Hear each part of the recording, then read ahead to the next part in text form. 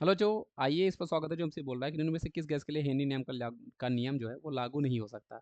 तो जनरली बच्चों होता क्या है कि जो हेनरी के नियम होते हैं बच्चों वो जनरली उनके लिए जब आप कंडीशन देखोगे तो लिमिटेशन होती है। जैसे अगर कभी भी पहले जैसे लिमिटेशन ऐसी होती है बच्चों, जैसे प्रेशर अगर जनरली होता क्या है हेनरी लॉ, मतलब ये आपके पास एक तरह से आपसे समझो बच्चों की जो गैस होती है उसकी सॉलिबिलिटी हमें बता रहा होता है इन लिक्विड में।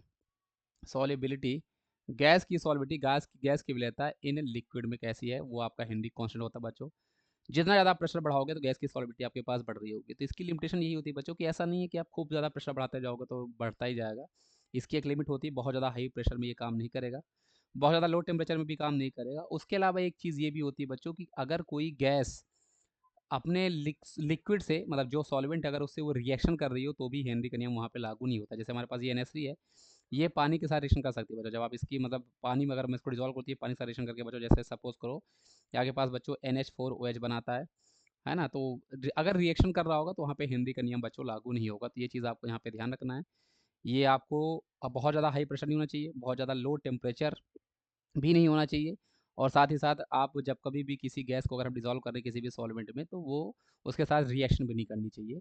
तो उसके हिसाब से हमारे पास इस क्वेश्चन का जवाब बच्चों आपके पास ऑप्शन नंबर 1 हो जाएगा। NH3 क्योंकि रिएक्शन कर सकता है इसलिए इसका हम लोग यूज़ नहीं कर सकते। तो आई होप आपको ये चीज़ समझ में आई होगी बच्चों। इसका सही जवाब आपके पास ऑप्शन नंबर 1 हो जाता है। Thank you.